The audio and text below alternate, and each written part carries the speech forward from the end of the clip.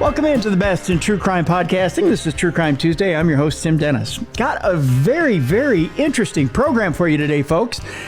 You know, there's a lot of intrigue, a lot of mystery, and a lot of romance behind the whole international drug dealing cartel type activity. You know, when you talk about South America drug dealing, when you talk about the mafioso in Italy, when you talk about any of that sort of stuff, movies have been made, scripts have been written, books have been produced, and I think people, they gravitate to it. And I know I gravitate to it because I find a lot of it fascinating. Well, boy, have I got a fascinating story for you today. A good friend of the show, Ron Chepesiuk, is back with us today, and he's brought us a fascinating story. In fact, this story is so fascinating, and it seems so over the top, folks. Man, I had to bring it to you today. If I were to tell you that we're going to tell you the story of Jesus Ruiz Henao, who was the first $1 billion cocaine distributor. It's the first $1 billion load to come into the UK. So we'll clear it up with Ron. He'll set me straight. The name of the book, and it's available by Wild Blue Press, is The Real Mr. Big. And he was Mr. Big and known as Mr. Big to a lot of his clients. How a Colombian refugee became the United Kingdom's most notorious cocaine kingpin. That's the name of the book. Ron Chepesiuk is our guest. Let's welcome him back to True Crime Tuesday. Ron, welcome back to the program. Thank you, Tim. I appreciate it. Is it the first $1 billion cocaine payload, or was he the first cocaine billionaire, or both? Well, according to the British authorities, and this is not, my estimation of him, it came from the British authorities. They say he was the first billion pound cocaine dealer in British history. That means distributing and trafficking in cocaine. And he did that over roughly a 10-year period. That's insane. When you think about it, and of course the pound is valued much higher. It's always been much higher than the U.S. What is it? Yeah, it's almost par now. It's almost par now. But at that time, it probably was about 17 cents higher? It was probably maybe 20, 30 cents more. Yeah. Than the American dollar. Yeah, it was substantial. Right. On that. But it earned him, the media called him the Pablo Escobar of British cocaine trafficking. And, he didn't operate like Escobar. He was essentially nonviolent, and he didn't have the ego that Escobar had, or the public personality. But he was up there, in terms of actual sales.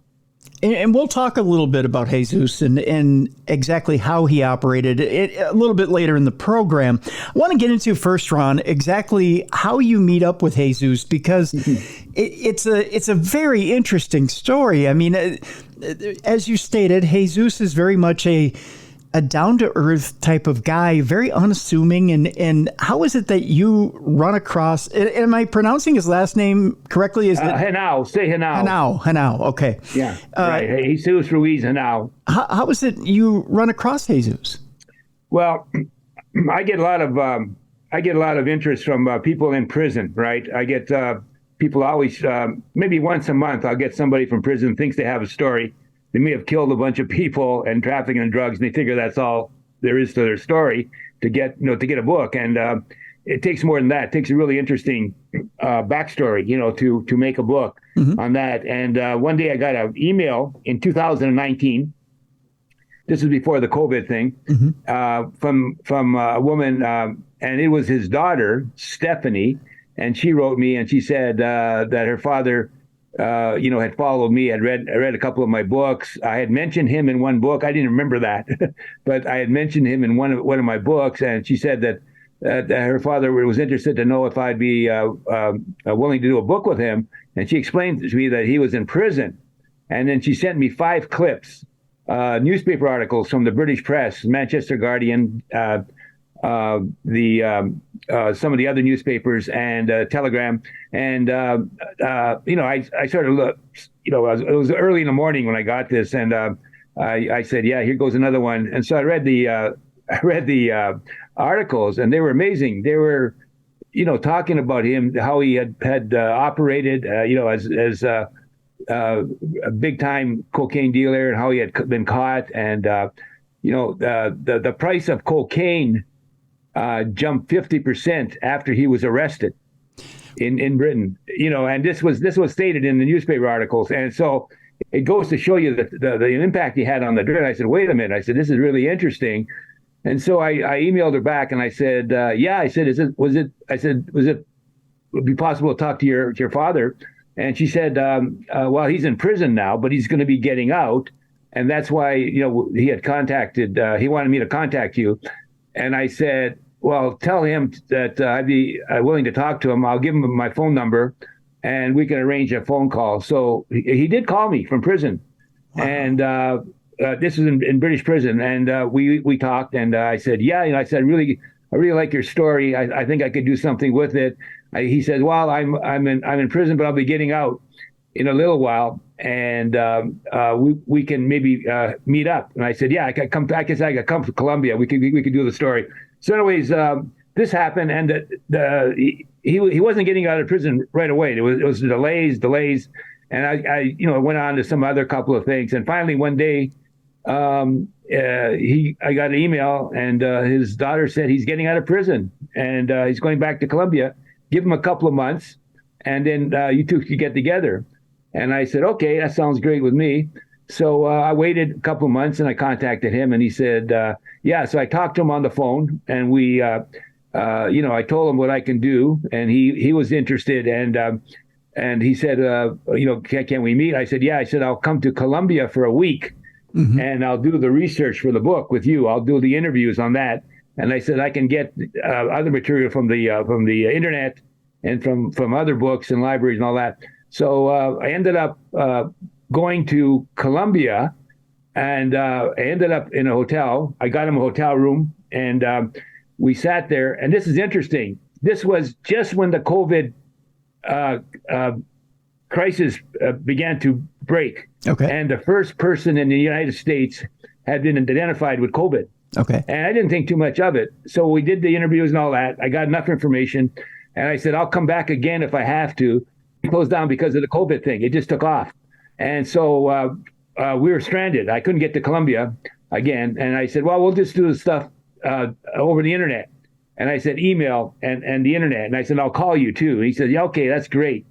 So we ended up doing that. And I did the book. And I had him write out stuff, and he sent me stuff, and I'd look at it, I'd edit it, I'd ask him more questions, and it worked. I got the book, and I did the book proposal before I did the book, and I got the contract from Wild Blue Press, and then I sent it in, and we got the book done, and it was amazing. And since then, we've become friends. Mm-hmm. I've been to Colombia a couple of times, and I've talked with him, and he's got a low profile in Colombia.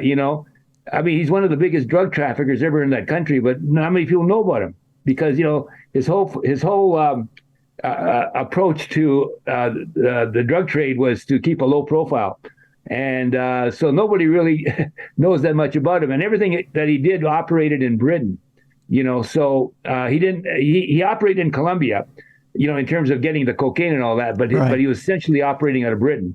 And so there wasn't that much attention paid to him.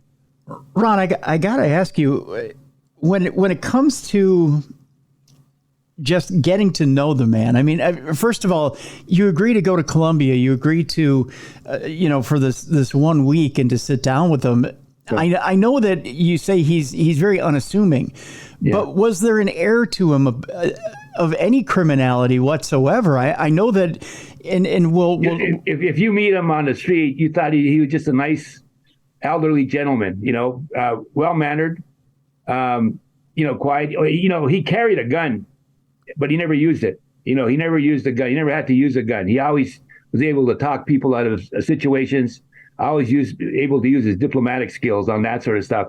But you would never know that this guy was a big-time drug trafficker. He doesn't look mean. He looks very normal. Have you seen pictures in the book? Yes, he looks very, very normal guy. And it was very interesting. And, I always felt relaxed around him, never had any problems with it. And I call him every week now, on the phone and we talk. When you met with him in Colombia, was there a feeling like, did you feel like there were police surrounding you? Did you feel like maybe there was No. When he went back to Colombia, he was unrecognizable, really. He had spent 17 years in jail. Mm-hmm. When he contacted me, he had already spent 17 years in jail. And he got out. He spent about 18, 19, something like that. And he got out. They deported him. He landed at the airport. They checked his credentials, all that, and they let him back into the country.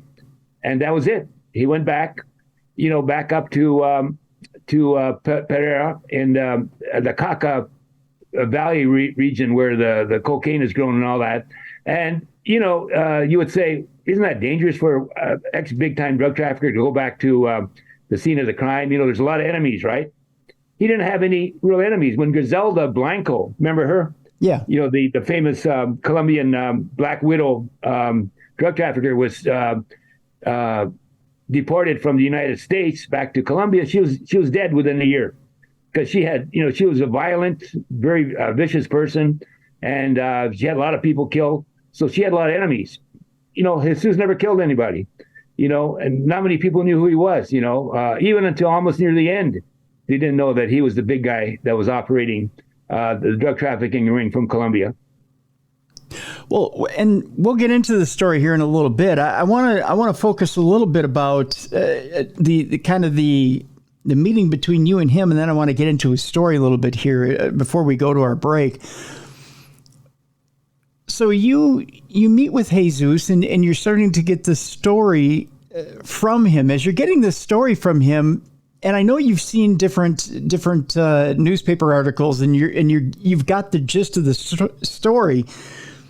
You've met the man. Is it hard to believe that all of this activity has come from this man and from his associates? I mean, do 2 and 2 add up to 4? Does it seem a little hard to believe to you? Yeah, I mean, if you met this guy, you would not think that he was a drug trafficker. He's, like I said, he's very pleasant. He's very soft-spoken and very intelligent, and very personable. And he doesn't have any of what you would think of movie-wise, the movie stereotype of the drug trafficker, big, like Escobar, for example, mm-hmm. Mm-hmm. Very high profile, very violent, revengeful and all that sort of stuff.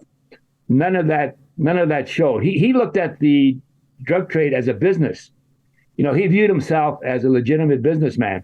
And people forget that, drug trafficking is a criminal activity, but you have to exhibit a lot of the same skills that you do running a legitimate business. You know what I mean?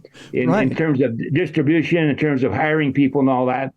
And so he operated, like a big time businessman. And the only thing was he was dealing in a criminal activity, which was drug trafficking and all that. And his whole philosophy towards drug trafficking was on a business model. You treat your customers right. You focus on business, all that sort of stuff. And it worked, it worked. There was a few other things that Jesus did that were very unusual too. It was not just the importing of the drugs, but then he had to export the cash back to his bosses. Yeah. And this was amazing. In terms of number of employees, he had about 80 employees in Britain working for him. But in terms of getting the drugs back to, or the money back to Colombia, he had close to 20,000 people working for him. That's crazy. Working for him. They were laundering the money for him on that sort of stuff. He would send these, what they call gyros. They were money orders back to Colombia, and he couldn't do more than 500 pounds at a time. So you imagine that. But he had like 20,000 people working for him.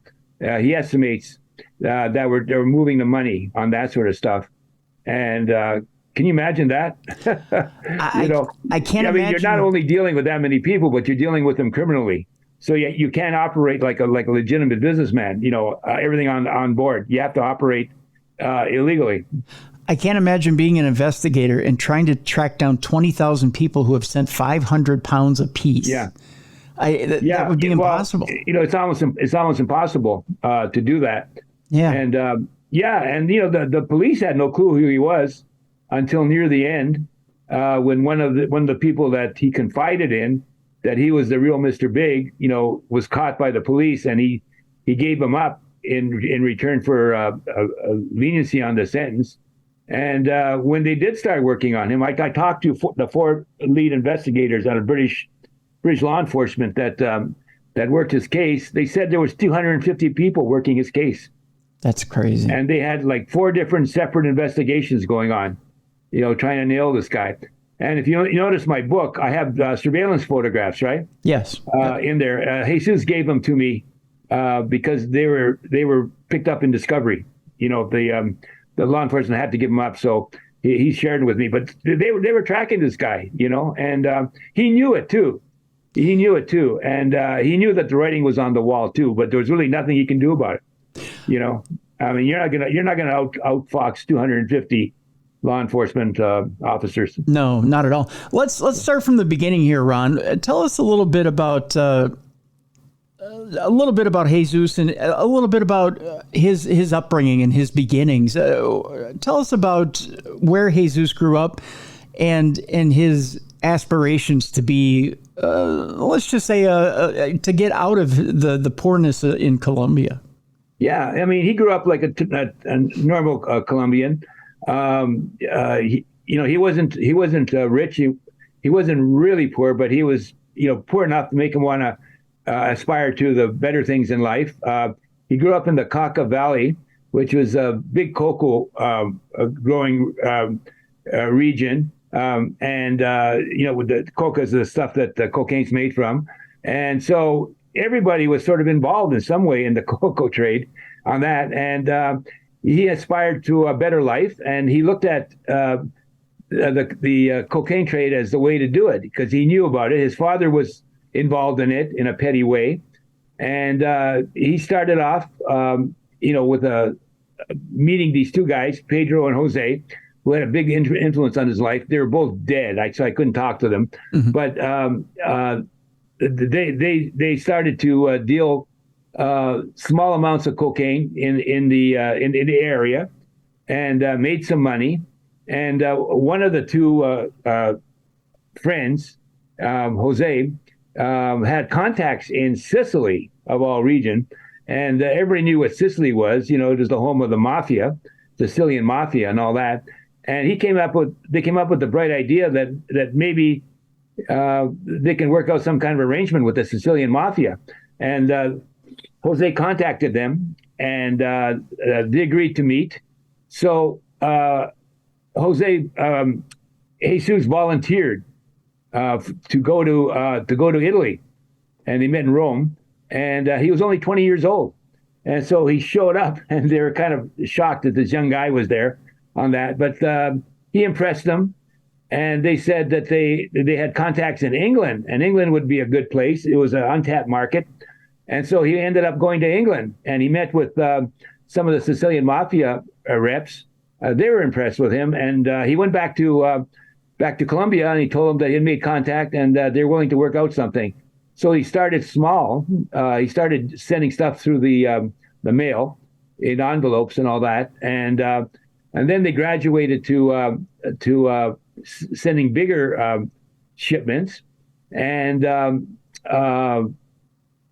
the way they did it was they would use boats, liners, cruise liners that went across the ocean from Colombia to Spain, and they used Barcelona as a port, and they started shipping stuff to England or to Spain, and from there it was shipped all over Europe.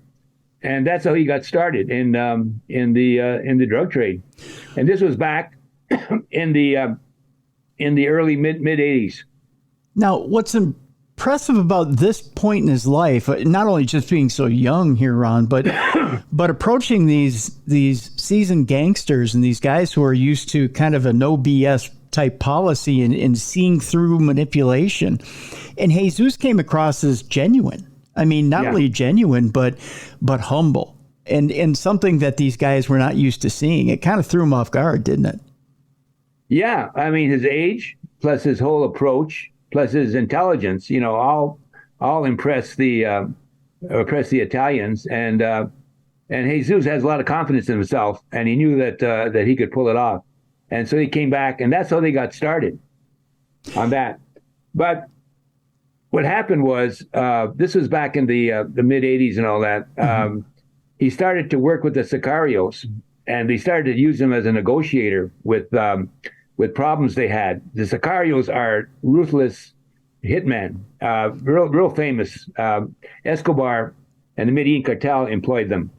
And Jesus is like a nonviolent guy. He really doesn't like killing. I mean, there's no way that he's going to get involved. But anyways, the Sicarios, would kill somebody first, ask questions later. Yes. On that. And so he was kind of really bothered by this, and he started to complain to them on that, and it started to piss him off. It started to piss off the Sicarios.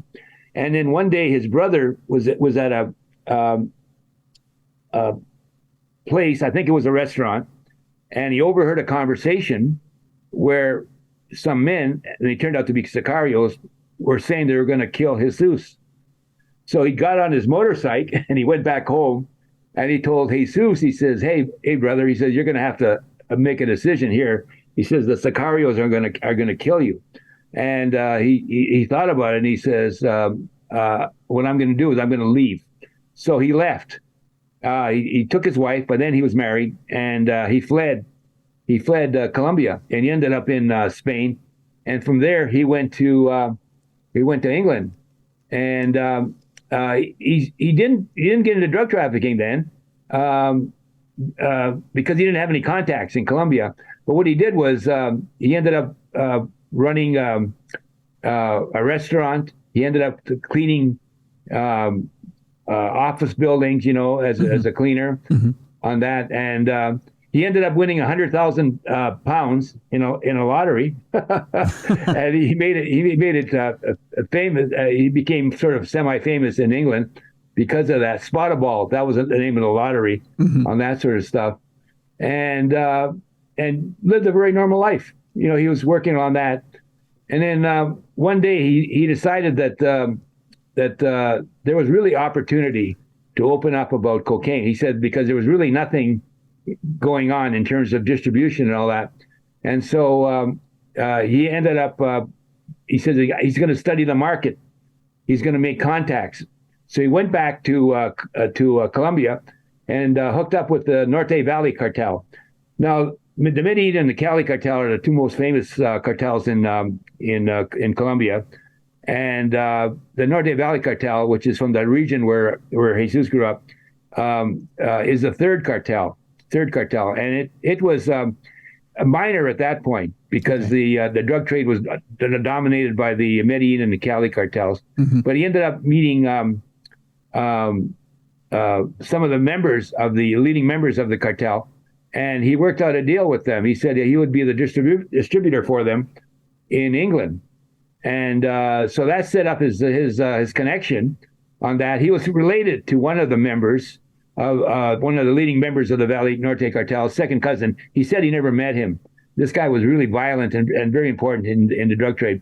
But anyways, so he went back to England and started to deal in cocaine. And he told me, he said that, it got really big. In fact, he said he was on the bus. He's riding a bus, working there, for whatever, an hour. And he was dealing in these big drug deals. And he said people would call him on the phone and all that. And finally, he said, it was just too much. I decided I would go into the trade full time. And that's how he ended up in the trade full time. And this was about 1995, 96. What's crazy, Ron, is reading the book. He said, he actually enjoyed working regular jobs. Yeah, I know. Yeah, he's he's like a regular guy. He's he likes working. Yeah. He likes money. That's his problem. And he likes women. Well, I think we all like money. Yeah. So he's gonna have to have a lot of money on that. So yeah, but so he ended up deciding that he was going to go back. So he went back to Colombia about 95, 96, and reestablished the connections with the Norte Valley. By then, they were the cartel in England, because Many cartel was taken down in 93 when Escobar was killed on a rooftop in Medellin. Mm-hmm. And in 95, the Rodriguez Orihuela brothers, the leading members of the Cali cartel, were taken down. So there was a vacuum in the drug trade out of Colombia, and somebody had to fill it. So the Norte Valley was ready to move, and so they moved into that vacuum, which meant they had a lot of drugs to move. Okay. And so Jesus went back to England, and that's how the really big connection started. Okay. They worked out deals with a distribution route through Spain, and by then, okay, what helped them, Ron, let's the European. Ron, let's stop right there. Let's take our break right now, because this is kind of at that apex where things are starting to pick up with this main cartel taking over, and things are starting to ramp up with Jesus. When we come back, we're going to talk about how things are starting to get bigger now for Jesus, and things are really going to start to flow into England. When we come back, we'll talk about how Jesus's empire is starting to grow by leaps and bounds, and how the operation is starting to get bigger, and how he's going to have to start to figure out not only how to get bigger shipments into England, but also how to get this money out of England and how to get it back to Colombia. It's a trick, folks. There's a huge magic trick on how to get all this done. Our guest, Ron Chepesiuk, is going to tell us how this happens. The book is The Real Mr. Big, How a Colombian Refugee Became the United Kingdom's Most Notorious Cocaine Kingpin. It's written by our guest, Ron Chepesiuk, along with the actual Mr. Big that's in this book, Jesus Ruiz Henao. We'll talk about that, a little bit about that in just a bit. When we come back, more about the real Mr. Big, how a Colombian refugee became the United Kingdom's most notorious cocaine kingpin. We'll talk more with Ron Chepesiuk in just a moment right here on True Crime Tuesday. Welcome back to the best in true crime podcasting. This is True Crime Tuesday. I'm your host, Tim Dennis. Our guest is Ron Chepesiuk. The book is The Real Mr. Big, How a Colombian Refugee Became the United Kingdom's Most Notorious Cocaine Kingpin. Ron, before we left for the break, we were talking about how now we're down to one major cocaine cartel that is pushing this cocaine into the United Kingdom. And of course, our Mr. Big that we're talking about here in the book, Jesus Ruiz Henao, he's the man who's got the entire United Kingdom, so to speak, under his thumb with cocaine. Yeah. He's taking in the major shipments, and he's also got to try and get this money back to his overlords there in Colombia. So how does he do it? I mean, this is one big magic trick he's got to try and pull off. Yeah. Well, before I do that, the big question is, you would say, why didn't he go to the United States, right? Yes. Which had established all that sort of stuff. And I asked him that question. I said, why did you end up in England rather than the United States? And he said, first of all, he feared the DEA. He said the DEA was ruthless, mm-hmm. and that eventually if he had to deal with the U.S., that the way their operation worked, he would be caught. He said there's no question about it. So he feared the DEA, and he didn't want to deal with them. And if you looked at England, the laws were lax. Really at that time, this is back in the 80s, the British police had no clue about cocaine trafficking at all. Mm-hmm. So it was an open market, and the U.S. market was becoming saturated. And so he made a conscious decision that he would go to England. And so that's what he chose, was to go to England.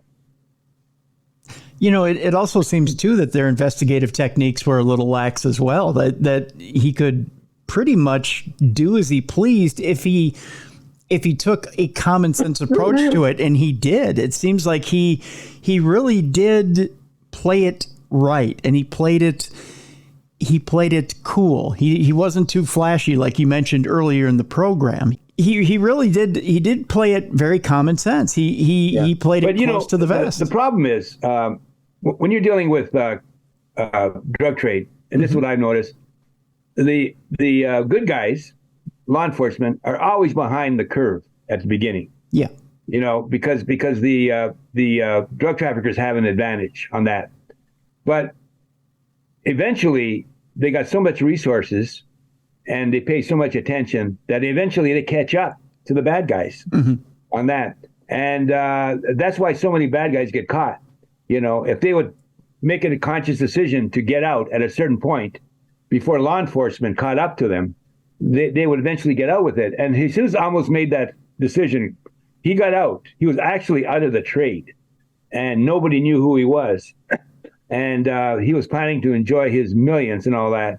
And then he made a mistake. He confided to a money launderer that was working for him that he was the Mr. Big. This guy was raving about this smart guy that everybody was talking about that was operating controlling the cocaine trade in England and all that. And he couldn't resist himself. He said, "I am the Mr. Big." And the guy goes, "No way." He goes, "Yes, I am Mr. Big." And he described some details. And the guy said, "Really, you're Mr. Big?" But eventually, a couple months later, the guy was caught by the British authorities. And he ended up giving up Jesus. And that's when the investigation started. And that's when they applied all their resources to bring this guy down, because they realized how big he was, and that he was the central cog that was creating this big cocaine epidemic in England. Well, Ron, I got to ask too: is there such a thing as pushing too much product and trying to handle too much cash? Because I talked to him about this too. I said, you should have known from the example of the Cali cartel and the Medellin cartel that you can become too big. You know what I mean? You become too big, and you become too visible, and you become too easy a target for law enforcement. And he realized that. He says, but it was so successful and so good that you just wanted more. He says. And I did make a conscious decision to get out of the trade, but I made it a little bit too late, and I made that mistake. So where's the threshold? Did Jesus say he thought he knew where the threshold was? I mean, because there's some clues in the book that he says, I pushed to this point, and I thought, okay, that's good. Now I'm going to push to this point. And he kind of set these goals for himself. But there had to be a point where he kind of thought maybe he stepped over the line. Did he ever confide in you where he thought this was the point where I stepped over the line? Well, he made the mistake with that money launderer I told you about, which tipped off to the police. Yeah, this big guy was operating in Colombia. Yeah, he made that mistake, and he said he thought that was the big reason why the law enforcement caught on to him, and why they were able to launch their investigation. And like I said, once the police catch on to somebody, they got so much resources and so much time and knowledge that eventually you're going to get caught. I could count the number of people that got away with criminality, especially drug trafficking, on one hand. I did a book on Frank Matthews called Black Caesar, right? And he disappeared with $20 million and a beautiful woman, but no one ever knew anything more about him. There's no pictures, no snitches, and nothing about him. I mean, absolutely nothing. So he could have been killed by somebody before that. But you could count people like that on one hand. Mostly everybody gets caught. This is why I'll never be a criminal. Well, Jesus did something that I think was not only not amicable, it was honorable, and at the same time probably saved his life. And that is, on his way out, he not only paid off people who could have been potential enemies, but he paid his debts on the way out. And he settled all scores, so to speak. So he made sure that on his way out, he told people, I plan on retiring, which normally you don't tell people you're doing business with you're going to retire. Right. But yeah, you're right. I mean, there were a lot of people that were upset because he was so valuable to them. Yeah. But he told them, he said, I'm just going to get out and all that. And he did get out. He was operating anonymously in private life. Enjoying the lifestyle that came with the money he made from the trade, But again, I told you he made that mistake. He couldn't keep his mouth shut. But the other part of it too, Ron, is he tried to make sure he made it good. So if he didn't leave somebody in the lurch, because the way you get killed as a civilian is he didn't kill anybody, so he didn't have any enemies. Right. He didn't stiff anybody. One of his mottos was to operate honorably and honestly with people. They knew his word was good. Yep. He said, "I never broke my word. I always kept my word." On that. So he had a good reputation. And even though they were upset, there was nobody with scores to settle with him. Now, and that's why he was able to move back to Colombia. And, there's nobody really that had a vendetta against him. He was able to retire in Colombia until what happened a couple months ago. Wasn't it? Well, and we'll get to that at the end of the program here. Wasn't there one group, though, in the book that kind of had a little bit of the red ass, if you pardon the expression here, that he was leaving and they still wanted him in the game? Who was that? Well, he never told me that, but they were people back in Colombia, probably with the Norte Valley cartel. Okay. That needed a really valuable distributor with his experience and knowledge of the drug trade on that end. But they. Was there couldn't do anything about it, right? He made the decision. Was there somebody never had any scores to settle? They didn't say, "Well, he's not going to work for us. He did this to me, therefore I'm going to kill him." He didn't do any of that. Was there somebody in Spain who wanted him back in the game too? Yeah, there were people that were in the trade. Yeah, there were people in Spain, in England, and like I said, he operated quietly and was able to get away with it. But so. When he was out of the trade, he just made a conscious decision, and they really, like I said, there was some grumbling, but he told me that there were some people that were upset back in Colombia, but he said I had made my decision, and he said, as far as I know, they respected it. There's some pretty harrowing tales for Jesus as well when he goes to jail. One of the ones I found absolutely fascinating, I got to tell you, Ron, is when he goes to jail in the United Kingdom. And the fascinating tale for me is going there, and it's a lot different than our system here in the United States, in that, when you hear about different segregated areas of the jail in the United States, that it's pretty much different groups keep to themselves, or if they do clash, they clash as enemies and they go up against each other. You almost never hear of one group trying to recruit another group, especially religiously. And you're right.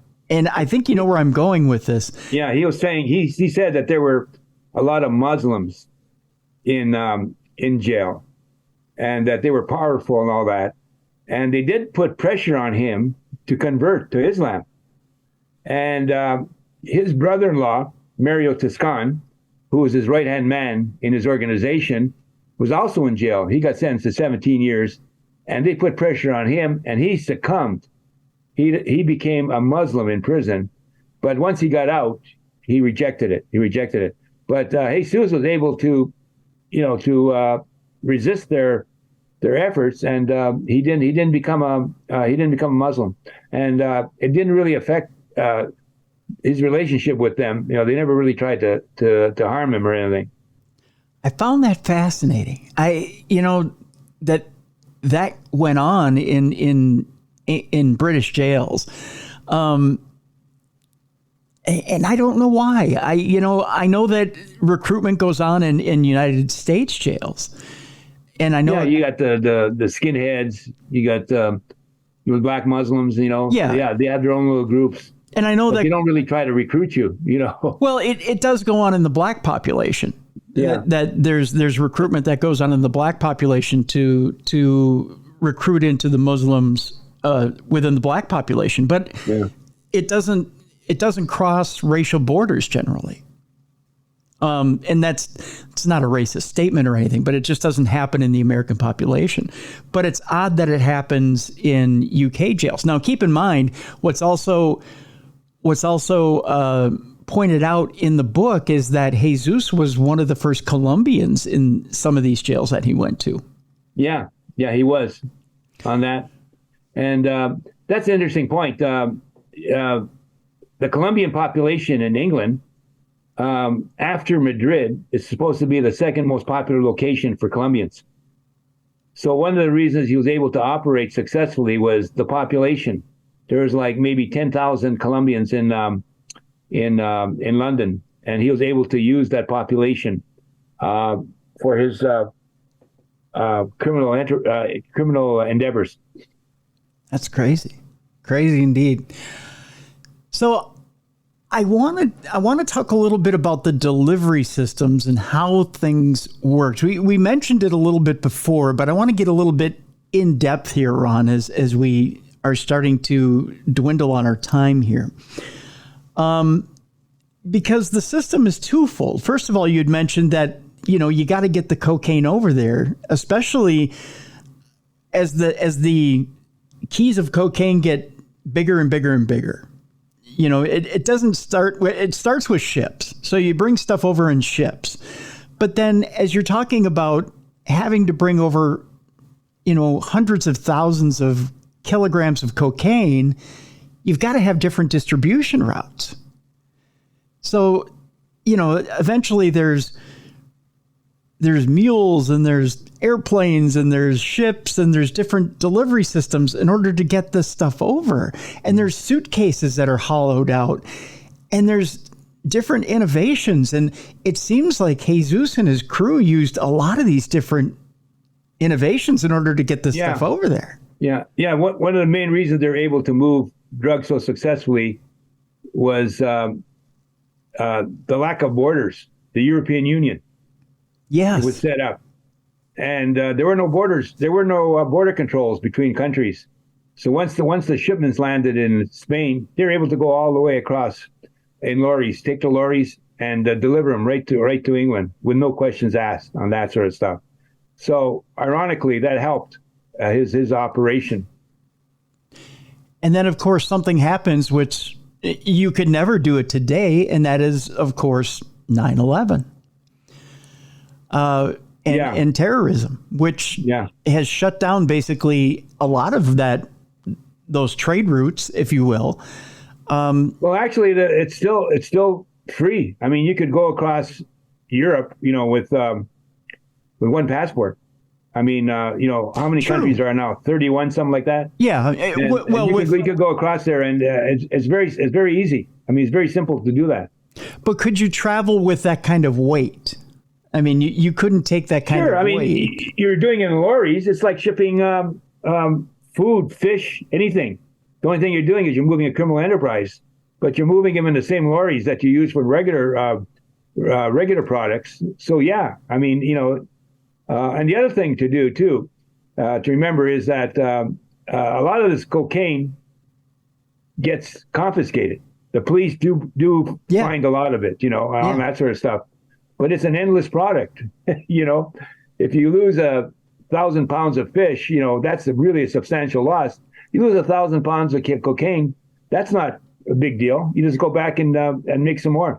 And the other thing to remember is that only about 15% of all drugs are confiscated by the authorities. That's only it? 15%. 15%, that's it? Yeah. That's what they estimate. That's coming from the law enforcement's own sources. Wow, that doesn't seem like a lot. No, it isn't. And all you do is just make some more. If you lose, you hear. That's what makes me laugh is when you hear these incredible busts.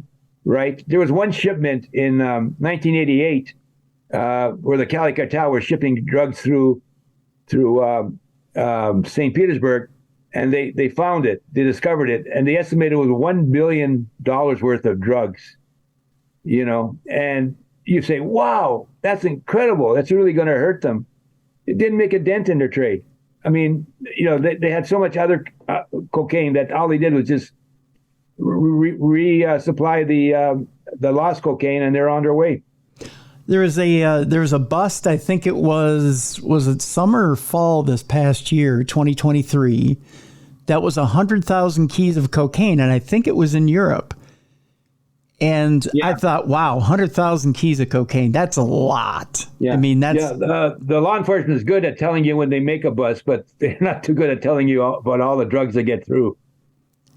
But when you read this book, Mr. Big, that we're talking about today, the real Mr. Big, 100,000 keys is nothing.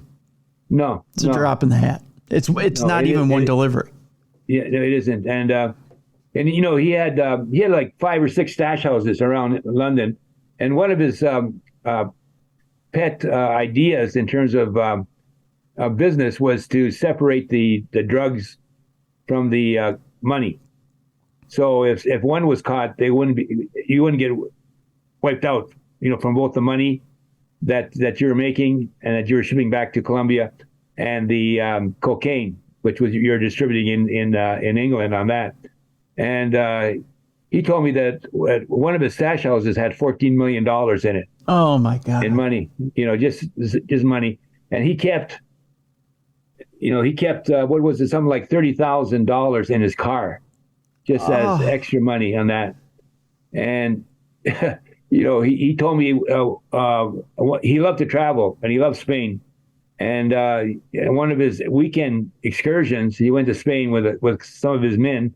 He spent $100,000, or 100,000 pounds, excuse me. Just on a weekend. On that weekend.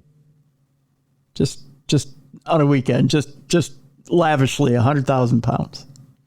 Yeah. That's crazy, Ron. That's crazy. Yeah. I have to ask you this question because after reading this over the weekend, and I thoroughly enjoyed it, folks. I want you to go out and get The Real Mr. Big, How a Colombian Refugee Became the United Kingdom's Most Notorious Cocaine Kingpin. The book and some of the figures of how much weight was moved, how much money was moved, will absolutely blow your mind. But Ron, I have to ask you this question. After sitting down and talking with Jesus, after some of these numbers are just blasted into your head, and I'm sure ruminated around in your mind, how much, if Jesus gave you this number, or if it's been tabulated in your mind one way or the other, how much money do you think Jesus made total in his career as a drug kingpin? Well, I think the billion pound might be a little bit of an exaggeration. For example, I did a book on Sergeant Smack, right? Mm-hmm. Hank Atkinson, who's very similar in the way he operated to Jesus and all that. And one of the DEA reports said that from an 8-year period, he shipped something like $400 million worth of heroin from Asia to the United States. And I asked Ike that. I said, did you really ship that much heroin back to the U.S.? And he goes, no. He said, not even close. It was probably closer to 3 to 5 million on that. So there's always an exaggeration. Mm-hmm. Because one of the things is that the authorities want to build up the people they bust, right? Yeah. And the bigger they are, it looks more serious on that sort of thing. So I know that, like I said, that one house had $14 million or pounds. I think his figure is probably in the low hundreds of millions rather than a billion. Because he was doing it over a 10-year period when he was really operating. And you figure $1 billion pounds, that's 100 million pounds a year, right? Yeah. Yeah. And that's a lot of money to do that. And but it's a problem. I mean, the big problem with drug trafficking is not just trying to get the drugs to the market, is what do you do with the money you make? Right. And you got all, and it's heavy. Money is heavy, right? Right. And you're dealing with tens and 20s and maybe hundreds, but you're dealing in millions of dollars. And you're saying, well, how do you get your money back there? And that was a problem for Jesus. He used electronic system, for shipping money back with the gyros I described earlier. And he used lorries to ship them back on boats, mm-hmm. Mm-hmm. That sort of stuff. But it was a real problem for him. And I know towards the end you mentioned that there's other bank accounts in other countries and things like that, and different ways to try and launder money. But you're right. There's such a volume of money. How do you? And it's heavy. And how do you get rid of it? You know. And you got to get it to the banks. You got to get to these secret banks that have these laws. That sort of protect you, like the Cayman Islands, for example. Right. Switzerland has very lenient laws. So you have to go there. Then you got to get track of the bank accounts, right? Yep. To find this stuff when you need the money on that. Then so and I think it became a point of no return. I mean, he was making so much money that it didn't really matter after a while. I mean, he like I said, he stuck in it too long, and when he did get out, he couldn't keep his mouth shut. Yeah, in the end, pride undoes everything. It really does. Yeah. I got to ask you this question from your perspective, Ron, and that's this: Is it a blessing to have too much money or too little? Well, I didn't have to spend 17 years in jail, so I would say too little. On that sort of stuff. I always said to myself, I said, I know enough about the trade. I said, I can operate, because I've done so many books, I've done like 7 or 8 books, and I've talked to so many different people. But I said, you're going to get caught in the end, no matter how smart you think you are or how well you operate. Like I said, law enforcement can make all kinds of mistakes before they catch on to you. You can only make one big mistake. Once you make that mistake, then it's off to the races. Your days are numbered. Not only are your days numbered, but it seems like there's a reputation that seems to follow you everywhere. Before we leave people today, do you want to let people know where Jesus is now? Yeah, Jesus is back in prison in Colombia. In the fall, he got arrested with 10 other guys, and he was accused of being a part of a ring. And I was told this by his lawyer. His lawyer emailed me and all that. And I talked with Jesus.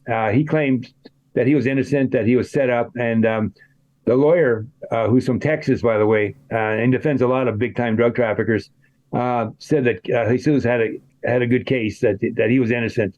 And so right now we're waiting for what's going to happen. The DA is trying to get him sent back to Texas to stand trial.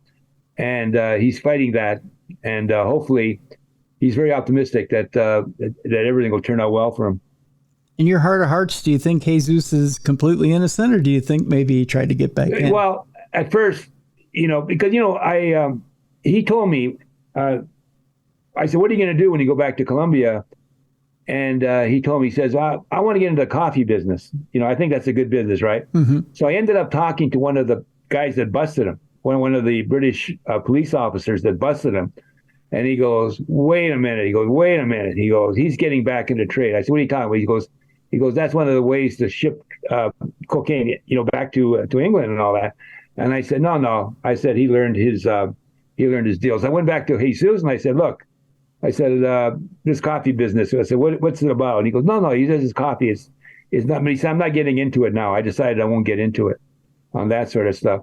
So, I think I've talked to him about 4 or 5 times about this. I kept warning him, saying, don't do something stupid. Because when I was hanging around with Sergeant Smack, right, Ike Atkinson, who's one of the biggest heroin dealers from Asia to the U.S., all these guys would associate with him, ex-criminals. And you're not supposed to associate with ex-criminals. Right. And I warned Ike. I said, look, don't hang around with these guys. These guys want to use you. They're going to get you back into the drug trade and you're going to get caught again. I said, invariably, you'll get caught again. And he goes, yeah. And so, he sort of listened to me, or at least I thought he listened to me, and sort of avoided them. So, yeah, there's a lot of temptation. And given his knowledge and his reputation, there's people that have probably contacted him saying, hey, man, you're not doing too well financially. Why don't you get back in the drug trade? But I told you, you get caught. You get caught. And in this case, I was suspicious at first, but I think that he's telling the truth, because he assured me that he had nothing to do with it. And the lawyer was also confident, too. So I think he's okay. kind of, Ron, like the alcoholic that wants to own the bar, though. Sure, you're going to stay dry and you're not going to touch the product. You just want to be around the people again, Yeah. By the way, he never used cocaine. No, I know. I'm not saying that I'm not saying that he amazing. Was, like right. both him and Ike Atkinson. They never touched this stuff. They never even did marijuana. Well, you never get high on your own supply. That's Ice-T. He said that in his lyrics. But I'm just saying, it's just, sure, you're just going to deal in coffee, but it just opens you up to that whole world of those guys saying, hey, but you know what? Would you just store some of our product in your coffee shipments? Right. And he said, you can make $1 million like overnight. Sure. Yeah. Yeah, that's what I meant. The temptation is strong, but hopefully he's strong enough to resist it. Well, let's hope so. Because it seems like he was free and clear, and he's been a free man, and let's hope he stays that way, because life is very short, and he's on the shorter side of life. So I hope that he can enjoy that peace at the end of his life here. So the book is so interesting, folks. It is such a good book. The Real Mr. Big: How a Colombian Refugee Became the United Kingdom's Most Notorious Cocaine Kingpin. Ron Chepesiuk has been our guest. Ron, thank you so much for being on the program today. Thank you very much, Tim. I appreciate it. Thank you. We have a link to The Real Mr. Big: How a Colombian Refugee Became the United Kingdom's Most Notorious Cocaine Kingpin in the description of this program. Ron Chepesiuk is our guest on today's program. Again, click the link in the description of this program. Get a copy of that book. It's time now for us to bring in Beer City Bruiser. It's time now for Dumb Crimes and Stupid Criminals. It's Crayon News story time. What happened with this dude, Christ Bearer? I heard he cut his penis off and then jumped off a balcony. Suspect pulls gun from butt, shoots twice at Denver police. What is your emergency? I need help. And what's the problem? I'm too high. You're too high?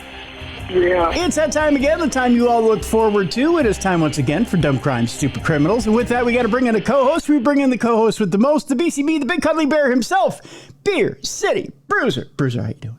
Oh, I'm doing fantastic. How are you doing, Cruiser? Very good. Boy, do we have some unusual stories. And by gosh, our listeners are coming through in droves. Although I did have to teach a few of them the fine points of investigative journalism this week. Don't just read the headlines, look more into it? Yes, because there's rich layers to this Dumb Crimes, Stupid Criminals thing. The fact that there are some people who are really on their game, namely, I know some of you like to kind of shit all over, if you don't mind me using the language, shit all over TMZ, but sometimes they come up with some great pictures along with the stories. I'll explain when we get to the story, Bruiser, because, it is so rich. I'll have to show you the picture while we're reading the story. Okay. Because you're gonna love the picture, Bruiser. The picture's too much. Let's start it off today. We've got a few different stories here today. We've got animals robbing people. Oh, they're taking back what they want. Okay. That's right. They're taking back what should be rightfully theirs, I guess. I don't know. We've got the ultimate Florida man story today, my friend. This is the big one, huh? This is the big one to end all big ones. I think we can lay down our sword after this is done. We've got the ultimate Florida man story today. And when I say lay down your sword, in our not safe for work story today, you will have a lay down your sword, dear sir. You don't want sword nudity. That's not good. Oh, well, that's just a hint as to what goes down. And a man gets the ultimate put down thrown at him on New Year's. We'll go over that. And an old friend of yours, Bruiser, is back in the news. Really? Okay. I can't wait to see which old friend is. We'll talk about that a little bit later in the program. But first, let's talk about those animals who are getting their just desserts, so to speak. Although this is a tough one. There's a new Planet of the Apes movie coming out, so the animals are probably like, "Hey, with the new Planet of the Apes coming out, we got to uprise." That's true, and this dog is starting it all out. I know the dog's not an ape, but this dog probably has the right idea. A dog ate $4,000. The owners went to recover their cash in a pretty disgusting way. They said it smelled so terrible, so bad. I got to thank, again, our listeners for this story. I want to thank Tony for this. It was a golden doodle named Cecil who ate $4,000 in cash lying on a couple's kitchen counter. Well, why are you leaving $4,000 lying on your kitchen counter? Right? I would never do this, especially around pets, because my first thing is they're going to grab the cash and go to Chewy.com. They don't know any better. They're going to grab the cash and then they're going to go get treats. Oh, Ziggy's jumped up and grabbed electric bills, and she's grabbed, phone bills and shredded them. There's no way we'd leave $4,000 cash on the kitchen table. No, puppies don't know any better. They don't. They just think, oh, cool, chew toy. Yeah, chew toy, exactly. So after a dog ate about $4,000 cash, the Pennsylvania-based owners resorted to recovering the money in a pretty disgusting way. Of course, they're not going to settle for letting $4,000 go down the gullet. Time to follow Cecil around with the net. That's right. The Guardian reports that Cecil, a 7-year-old golden doodle, ate a bunch of $50 and $100 bills put on the kitchen counter in the Pittsburgh home of Clayton and Carrie Law. Are they drug dealers? Why do they have $50 and $100 bills sitting on their counter? I have no idea. The only time I've ever had cash like that on me is after a wrestling show because the promoters pay you cash. Yeah. But literally the next day it's in the bank. Right. So let's find this out. The money withdrawn from the couple's savings account was earmarked for a fence installation that was meant to be stashed away. Again, there's better ways to pay. Yeah, you don't have to pay cash. Unless this guy meant to be or wanted to be paid that way. Expressing her disbelief, Carrie Law told the Pittsburgh City paper, "This dog, I swear to God, has never touched anything in his life. As far as you know." Exactly. Right? Exactly. However, last month that all changed. She said suddenly Clayton yelled to me, "Cecil is eating $4,000. I thought, I cannot be hearing that. I almost had a heart attack." The couple discovered chewed up bills scattered throughout their home, though they were able to recover about $1,500 of it. That was less than half the sum that they'd withdrawn. Well, Cecil was hungry. Yeah, Cecil's like, hey, good, an expensive dinner. That's right. They won't bring me filet mignon. I'll take the money. That's what I'll do there. That's what I'm saying. Right? The Laws called the veterinarian to see if Cecil should be checked out after eating the stack of cash, but were reassured that given the dog's size, at-home monitoring would suffice. Oh, that's the worst. At-home monitoring is the worst. I'm sure they just wanted their money back. Yeah. The next challenge was working out what to do about the missing money. Carrie Law said she called the bank where the manager said similar incidents had happened in the past and that they would take back taped together bills with visible serial numbers. What about covered in something? Cecil later threw up some of the ingested money, which the couple started to piece together, but the Laws also had to retrieve cash from the dog's other end. Oh, yeah, of course. Mm-hmm. They had a video that they shared on Instagram. I'll leave it to you guys to go out there and find it, which shows Clayton Law collecting poop from the garden before washing it out in a sink. She told the city paper, "There we are at the utility sink, washing the shitty money, yelling, 'Yay, yes, we got one!' It smelled so bad." Wait till you take it to the bank and the teller goes, "Yeah, no." Yeah, that you take that back where you brought it from. Carrie Law also told the Post, "I never thought I'd be able to say I've laundered money, but this is apparently a first time for everything." So that's a shitty way to get money. Yes, it is. There is a video out there you can watch. Tony pulled this from Yahoo News. I'm sure if you just pulled out $4,000 in a disgusting way, you'll get either the dog or something else. So there you go. Speaking of disgusting ways to get money. Okay. Here's another disgusting way to get money, Bruiser. A missing $300 from a dead person's wallet gets a mortuary worker arrested. Oh, he stole from the dead. Okay. Now, first of all, why is there money in a dead guy's wallet? Maybe he wanted to be buried with it. Would you do that?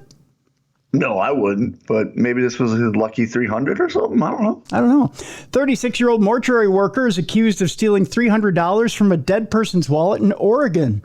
The person was found dead during a welfare check at about 12:30 a.m. Oh, they found it on scene. Okay. Gotcha. Okay. At about 12:30 a.m. on December 30th at their home in Lakeside, according to the Coos County Sheriff's Office. A deputy called a mortuary and removed some items, including money from the person's home for safekeeping until their family could retrieve them. However, the deputy later realized $300 was missing from the person's wallet when he was processing their belongings. Authorities began investigating and learned the mortuary worker took the money from the wallet. The man returned $200 of the money, but told the deputies he'd already given $100 to a friend. He was arrested. How nice of him. What a nice guy. Yeah, to give somebody else's money away.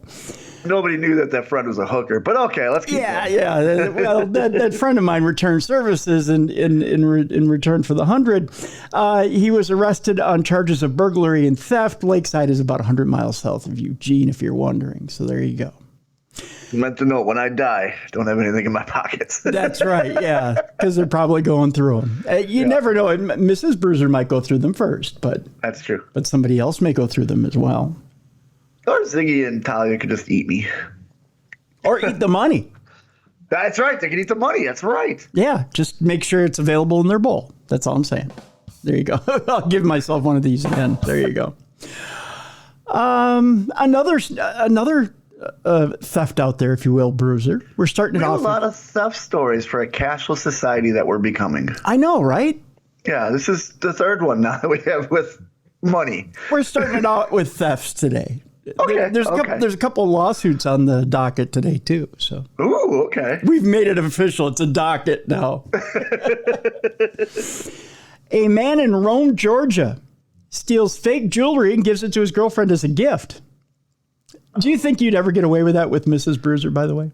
No, but I love watching those pawn shows like Hardcore Pawn or Pawn Stars where a girl comes in and she wants to pawn her jewelry and the guy's like, no, baby, you got to keep it. You got to keep it. She's like, no, we need the money. You spent so much. And then the pawn jeweler's like, yeah, this is fake.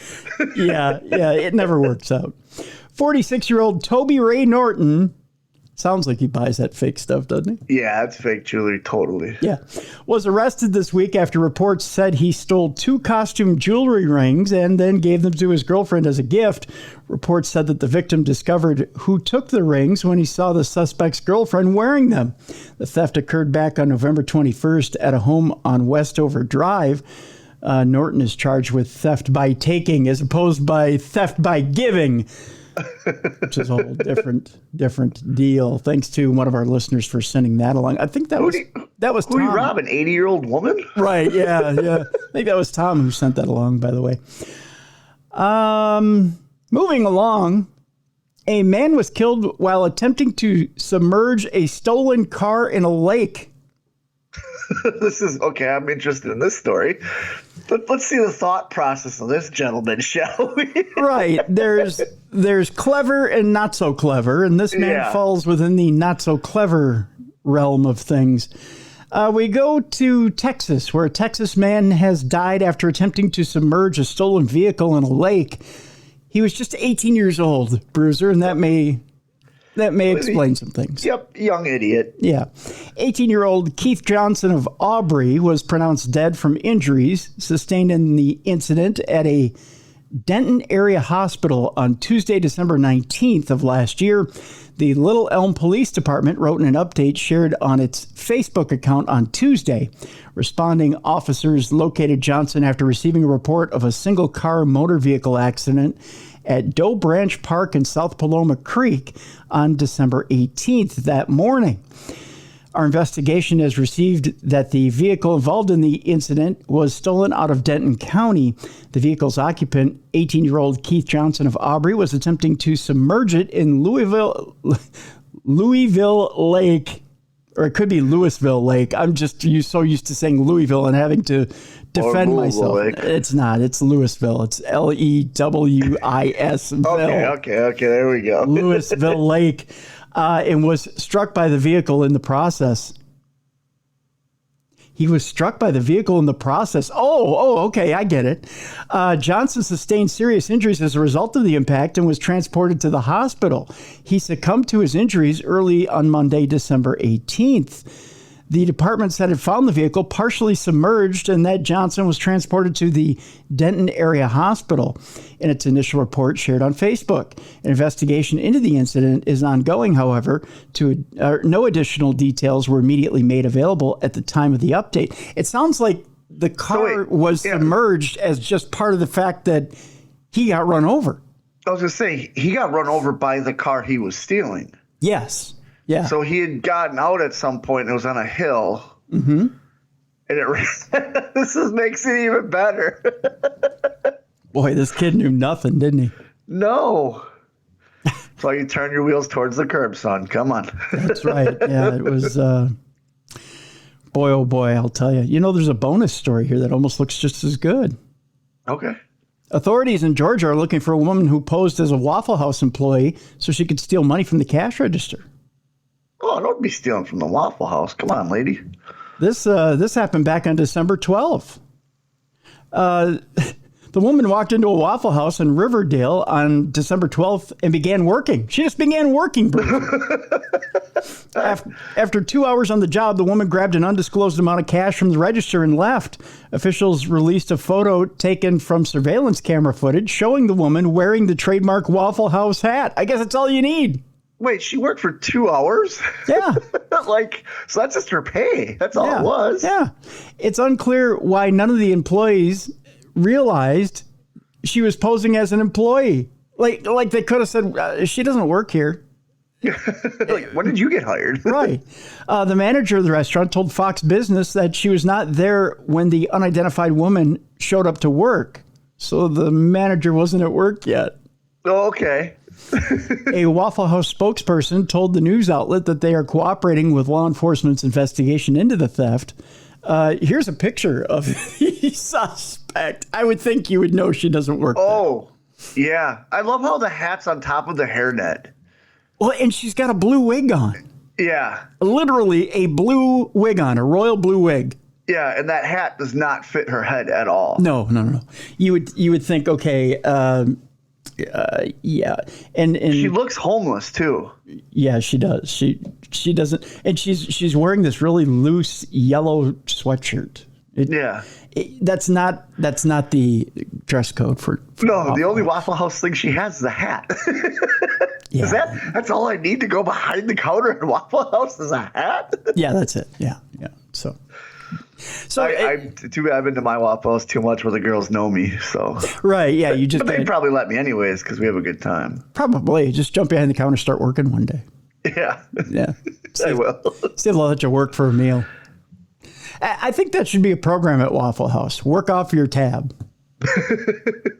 But 2 hours. I mean, it's so cheap to eat at Waffle House. How long do you have to work? Probably a half hour. 15 minutes, maybe. It depends on what you get. You know, if you're in there for a cheap breakfast, an hour. Yeah. Yeah. I just like to be the person that yells at the cook. Oh, that'd be fun, wouldn't it? Yeah. Yeah. Give me some hash browns, cap stacked, and all that other crap. So Captain Stacks. That's what I get. You'd like to be a server. Is what yeah. I wouldn't like to. No, I'm just saying I wouldn't mind just yelling at the cooks what to put on. On the grill. You just want to confuse them. You want to stand there and yell at them and confuse them. Yeah, I just want to yell at them what goes in the hash browns. I want ice cream on my hash browns. Ice cream and strawberries. Stat! I don't know what the stat does, but... Well, I'd like to throw the waffle batter into the waffle iron, too. Because you notice they don't pour it. They always just throw it in there. Yeah. Like a big ladle full. They just sling it like, I don't know, like it's radioactive or something. Like it's baby batter. Just whoa, hey, whoa. From the windows to the wall. That baby batter. I don't know. I'll never go to Waffle House again. At least don't eat a waffle. Baby batter, fried baby batter waffles. That should be on the menu. That sounds to me like a lawsuit, my friend. Speaking of lawsuits, we're in the lawsuit portion now of our program. Let's see who's suing who. Well, we're going to Long Island where it is cop against cop. Oh, okay. Here we go. We're getting nitty gritty. Well, I don't know about nitty gritty, but evidently a good shave is in question here. Okay. Long Island cop claims he's discriminated against because he can't shave. Why can't he shave? Come on, man. Just shave. It's easy. It's not hard. Well, there's a condition involved. Ah, okay. Yeah. Here's the deal with this thing. Veteran officer Jeffrey Toscano says a skin condition is preventing him from shaving his beard, resulting in a hairy situation with his boss. Get it? It's a pun. Who allegedly discriminated against him because of his scruff. He says that in court papers. The 52-year-old Toscano, who joined the Nassau County Police Department in 2005, was diagnosed 15 years ago with angular cheilitis, which is a condition usually caused by a fungal infection that results in itching, burning, pain, and skin fissures when he shaves. Ooh. Ouch. Yeah, very much so. Yeah. Toscano won a medical exception to the department's policy banning facial hair, permitting him to maintain a beard 1/8 of an inch long. And they measure that shit, believe me. Yeah. Yeah. Papa Bruiser was a correctional officer, and they measured everything. Yeah. And said he's performed his job without issue until his commanding officer began to make disparaging comments. In November of 2021, his accommodation was taken away, and he filed a complaint with the U.S. Equal Employment Opportunity Office. It got that serious. His supervisor would allegedly say things like, "What's on your face?" Oh, that's mature. I would have responded with, "Your wife." See? That was very Wayland Flowers and Madam of me.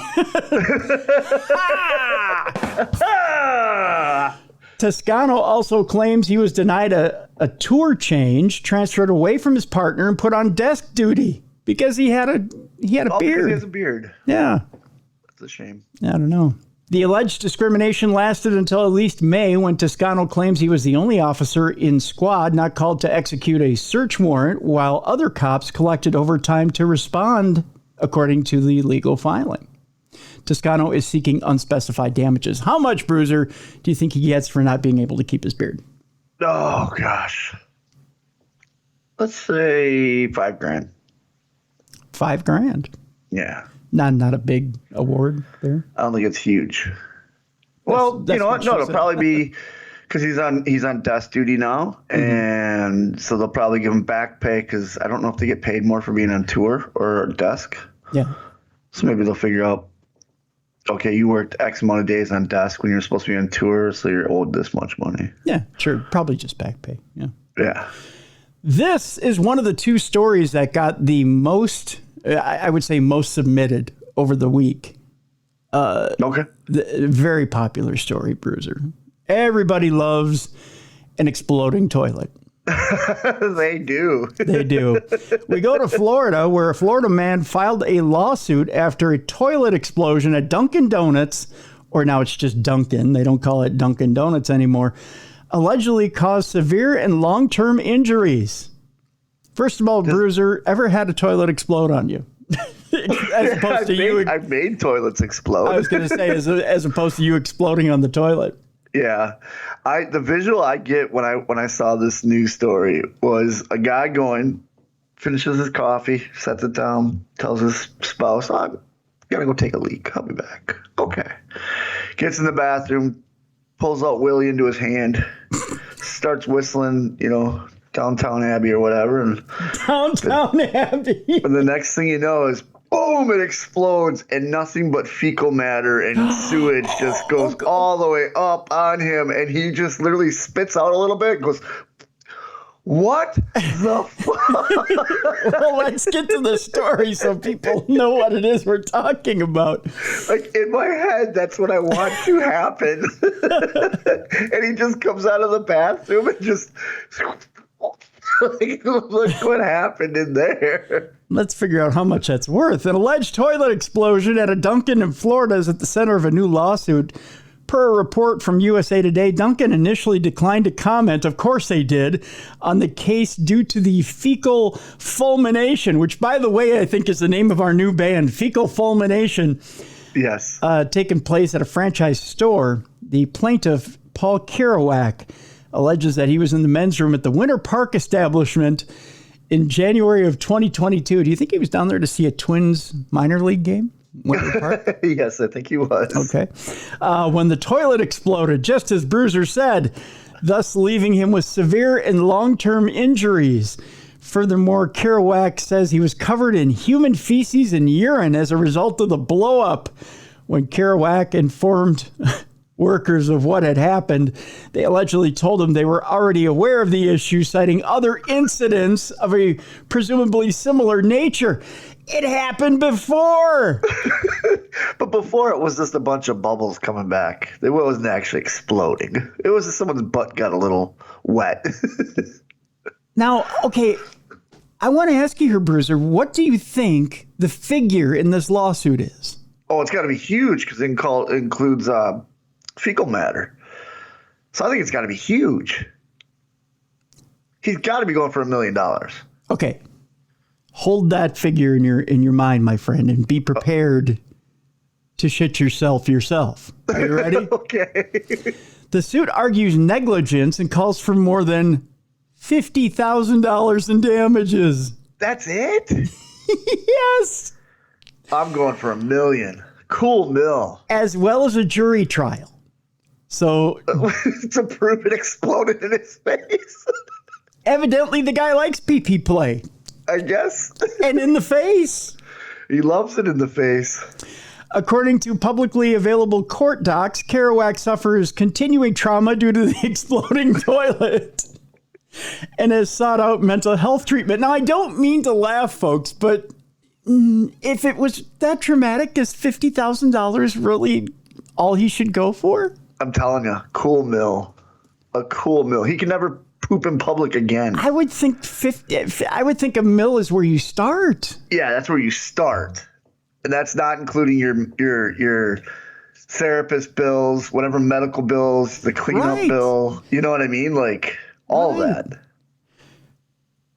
The publication Complex has reached out to Kerouac's lawyer and a Dunkin' rep for comment. The story hasn't been updated as of yet. In October of last year, a 70-year-old woman won a multi-million-dollar lawsuit against the Dunkin' franchise located in Georgia after allegedly sustaining serious burns from spilled coffee. Just burns from spilled coffee. Multi-million-dollar lawsuit, Bruiser. Yeah. This was an exploding toilet. Right. And keep in mind, I mean, the coffee's a lot like fecal matter. So, I mean, this should be worth at least $10 million. Yeah, he should own a part of Dunkin' by the end of this. You would think. Yeah. I would. This is this guy needs to follow that old lady's suit. Multi-million-dollars. Oh, he can never think about it. He can never go to the bathroom again in public. No. Ever. No. You know, can you imagine if he just hears a gurgling in a toilet? He's going to run to the hills. He's in a public stall. Someone flushes before he's ready. He's out of there. He just hears Iron Maiden in the background when he hears a gurgle. Dun, dun, dun, dun, dun. That's for all you Iron Maiden fans out there. Yeah. I wouldn't be able to go in public anymore. I wouldn't even trust my own plumbing at home. If you were his spouse, could you kiss him again? No. Your sex life's ruined, isn't it? You couldn't go near him. No. You just call him doo-doo daddy. You know? Hey, poo-poo platter, what's up?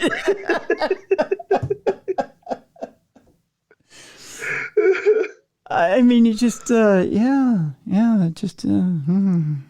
a shitty day. You know, you just can't, you know. Oh, no. This guy's... he's too humble. $50,000 is too little. It is too Doesn't even cover your court costs, man. Come on. No, right? And what lawyer's going to take that and be like, really, $50,000 is what you swung for here? I mean, because the lawyer gets what? 10%? 20%? 10 to 20%, yeah. Okay, and 10,000? Really? Yeah. For that deal? Yeah, he's not doing that. No. Let's move on. Old friend of yours is back in the news. Oh, okay. And it didn't take too long. Who's my old friend? Your old friend, your old pal, your old buddy, Miracle Rivera's back in the news. Okay. Do you remember Miracle? I remember Miracle. The one you said is dancing on the pole?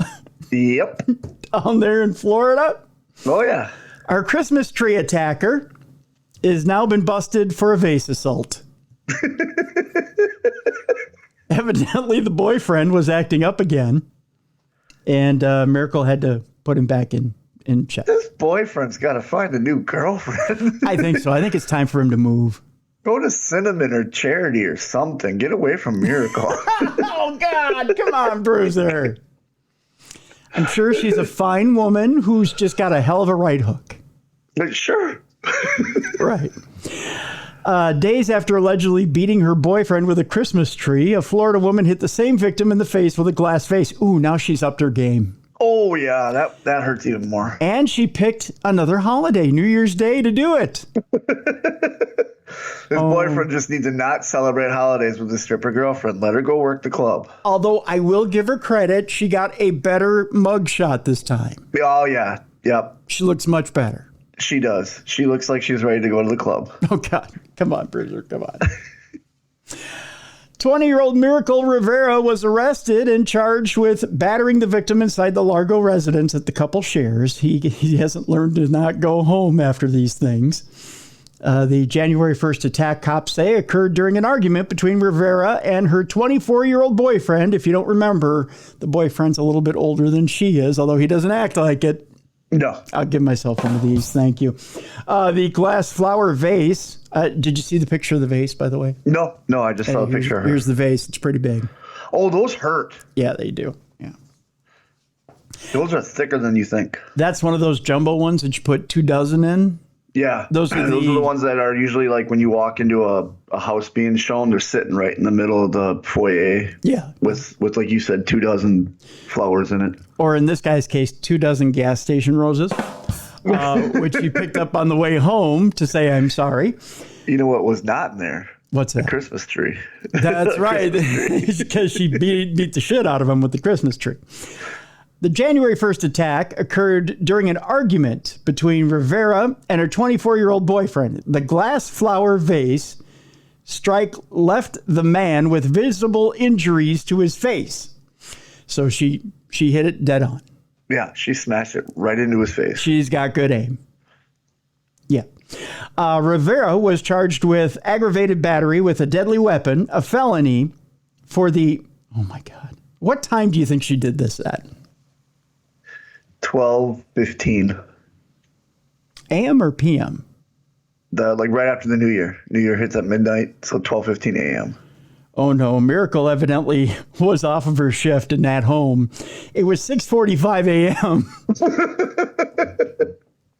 Do you think he was just sneaking back in at 6:45 a.m.? Oh God, yeah. That might have been. He's like, she's still at the club. I can get in. And he walks through the door. Oh, shit. Miracle. Hi. Hi, honey. I wonder if the argument was about taking the Christmas tree down. It might have been. You just never know. She was also hit with a misdemeanor domestic battery count for allegedly scratching the victim on the face and abdomen earlier that morning. Oh, he'd been in residence for a little while. Yeah. Rivera is locked up in the county jail without bond because one time is cute, two times is a pattern. You're nuts. Yeah. And is scheduled for an initial court appearance. Following her December 24th bust for the tree attack, Rivera was freed from jail on Christmas Day on her own recognizance. As part of her release terms, Rivera was ordered by a judge to have no illegal contact with the victim. I guess this was very illegal. I guess she blew that one out of the water, didn't she? With whom she's lived with for the past 2 years. Rivera was charged with domestic battery for the 3:40 a.m. tree battery. Oh, so she moved it up 3 hours for the vase. So that's she good. let him get a little bit of sleep. Yeah. Which reportedly left her boyfriend with numerous minor scratches over much of his upper body and arms. As part of the jail intake process, correction officers inventoried Rivera's collection of tattoos, one of which reads, what, Bruiser? What does it read? Think positive. I thought you'd enjoy that. Oh, yeah. So She's Miracle, thinking positive, all right. Miracle's thinking positive when she's in the Who Scout. So I got to applaud her for that. You go, girl. I can't wait to see what they do for Valentine's. I think he's going to end up dead for Valentine's pretty much. Yes, he is. I can't see him living through it, but I think for Valentine's, he had to get himself his own place. Yeah, I think he needs to just, like I said, go date Cinnamon or one of the other ones. Cinnamon, Rainbow. Destiny. One of the Shaniqua, one of the other girls at the club. Yeah. Did we talk about the woman who beat her father over his oxygen machine? No. No? No, we didn't. I would have remembered that. Oh, good God. Of course, it's in Florida. Of course. An interesting story popped up across my desk. I figured I'd report on it. A woman struck her 73-year-old father over the beeping sound made by his oxygen machine. Oh. Happy New Year. You don't need to breathe. Yeah, what's a little breathing between relatives? I'm just saying. A woman, come on, Dad, hold your breath for a little bit. Yeah, could you just stop breathing for a bit? That incessant beeping is driving me nuts. A woman punched her father in the head during an argument on Christmas morning about the beeping sound made by the 73-year-old victim's oxygen machine. Oh, good God. According to an arrest affidavit, 49-year-old Christina Granados, who should know better, admitted striking her parent when questioned by cops who responded around 5 a.m. to the Lady Lake, Florida home that Granados shares with her father. Do these people not sleep? I know, 5 right? a.m.? Right. Maybe a sleeping pill is in order. Yes. Yeah. The victim told officers that he argued with his daughter about the oxygen machine making a beeping noise before Granados punched him in the left side of his head. Merry Christmas on December 25th. You know, that beeping noise is there for a reason, because when it goes away, Dad's in trouble. Granados, cops reported, said the pair quarreled over his oxygen machine and due to the way her father was speaking to her. Oh, Jesus. I mean, literally, it's Christmas. Oh, Jesus. Can you get in here and help? At first reported by Villages News, Granados was arrested for battery on a person over 65, which is a felony. She spent Christmas in the county jail, from which she was released the following afternoon upon posting a $1,000 bond. That was it. A $1,000 bond for elder abuse. That is terrible. Isn't it? It should be a lot more. Granados is scheduled for a January 22nd arraignment. She's been ordered by a judge to have no contact with her father. By the way, this is the sweet little girl in... yeah. Oh, my goodness. Yeah, doesn't she look like someone you'd probably take on in the ring? She looks like one of those ogres from Lord of the Rings. Like right when they come out of the earth. Yeah, yeah. She's a beauty. She's yeah. She's her father's daughter, that's for sure. Wow. Well, I wouldn't have gone that far, but okay. Now, the ultimate Florida man story. I promised it earlier. We have it here today, ladies and gentlemen. I'm going to start our not safe for work segment early. Okay. Because this is so outrageous, so out there. I think that you probably need parental discretion. Oh, okay. Okay. So if you've got kids around the listening device, put them away, put them in a closet, put them in a cage, whatever you do with them. I'm sure if you're listening in Florida, that's what you're doing with them. If you're at work, put in earbuds or turn the listening device down so the boss can't hear it, the coworkers can't hear it. And we'll go in 5, 4, 3, 2, and here we go. A Florida man is accused of a hot tub party murder and wants out of jail. Says his key witnesses were unreliable because they were drunk, high on ketamine and cocaine. That's a party. That's a party. One of the party goers, Bruiser, originally told police she was high and not paying attention during the shooting. I was chilling out. I was enjoying the bubbles. Heard fireworks, turn around, guy's dead. Don't know what happened. Wasn't paying attention. Is this Florida or what? This is so Florida. A Florida man who was charged with murder after allegedly shooting a guest at his drug-filled hot tub party last year now wants to be released from jail, with his attorneys claiming that one of the key witnesses originally told police she was high and not paying attention.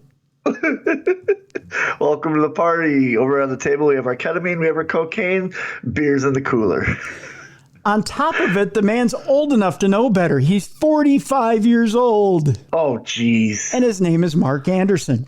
He's accused of killing a man who was definitely too old to be at the party, 58-year-old Albert Commence. What? What is a 58-year-old doing at a ketamine and cocaine-fueled party? And a hot tub party at that. Do you want to see a 58-year-old shriveled balls in your hot tub? No. Exactly. No, I don't. Okay, so 58-year-old Albert Commence is at the hot tub party in Delray Beach, Florida, back in September.